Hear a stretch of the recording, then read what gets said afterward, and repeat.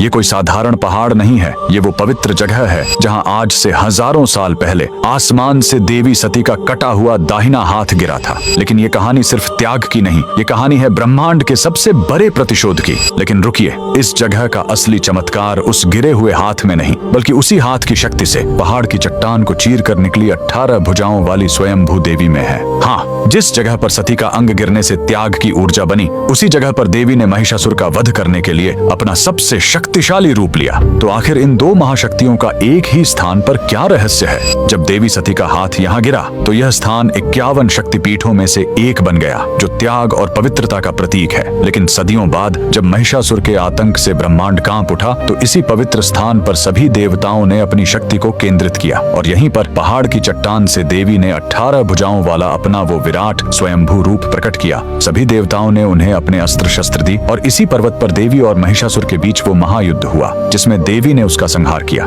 आज यह पर्वत महाराष्ट्र के नासिक में मां सप्तशृंगी के निवास स्थान के रूप में पूजा जाता है। कमेंट्स में जय मां सप्तशृंगी जरूर लिखें। ये वो श्राप है जिसके कारण चांद की रोशनी खत्म हो रही थी और पूरी पृथ्वी पर अंधेरा छाने लगा था। शिव को तुरंत प्रकट होना पड़ा। ये कहानी शुरू होती है प्रजापति दक्ष से, जिन्होंने अपनी 27 नक्षत्र पुत्रियों का विवाह चंद्रदेव से इस शर्त पर किया था कि वह सभी के साथ समान व्यवहार करेंगे। लेकिन चंद्रदेव का सारा प्रेम और ध्यान सिर्फ उनकी एक पत्नी रोहिणी पर ही केंद्रित हो गया। बाकी 26 पत्नियों की उपेक्षा और दुख से जब उनकी शिकायतें प्रजापति दक्ष तक पहुंची, तो क्रोधित होकर उन्होंने चंद्रदेव को श्राप दे दिया। तुमने मेरे वचन को तोड़ा है, जाओ, तुम्हारा सारा तेज, सारी कलाएं और तुम्हारी सारी सुंदरता धीरे धीरे खत्म हो जाएगी और तुम क्षय रोग से गलकर नष्ट हो जाओगे। श्राप तुरंत असर करने लगा। चांद का प्रकाश हर पल कम होने लगा, जिससे धरती पर वनस्पतियों और औषधियों का रस सूखने लगा। सृष्टि का संतुलन बिगड़ने लगा। अपने अंत को निकट देखकर भयभीत चंद्रदेव ने ब्रह्मा जी से उपाय पूछा। ब्रह्मा जी ने उन्हें गुजरात के प्रभास क्षेत्र में समुद्र तट पर जाकर महादेव की तपस्या करने को कहा। चंद्रदेव ने उस पवित्र स्थान पर एक शिवलिंग स्थापित किया और घोर तपस्या की। उनकी भक्ति से प्रसन्न होकर भगवान शिव प्रकट हुए। उन्होंने कहा,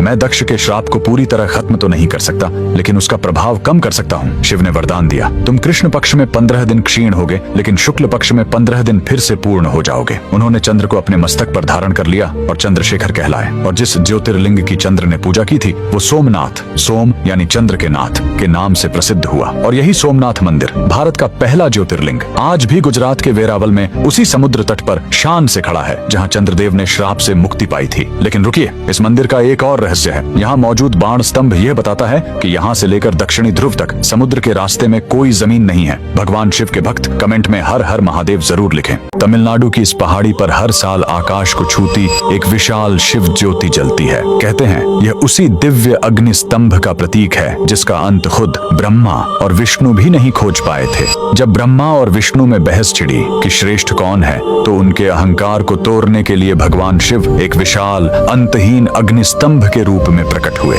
शिव ने चुनौती दी, जो भी इस स्तंभ का सिरा खोज लेगा वही श्रेष्ठ कहलाएगा। भगवान विष्णु वराह का रूप धरकर पाताल की ओर चल पड़े और भगवान ब्रह्मा हंस का रूप धरकर आकाश की ओर उड़ चले।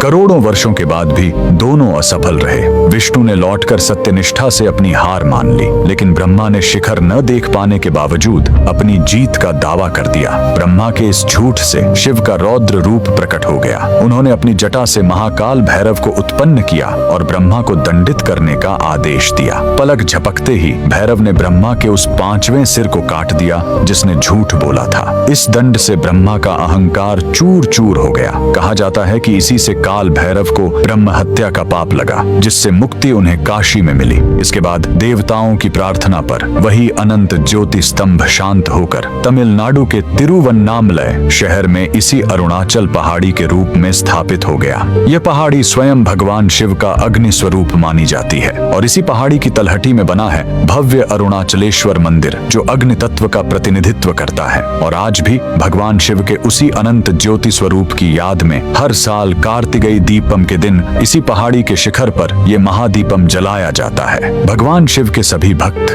कमेंट में हर हर महादेव जरूर लिखें।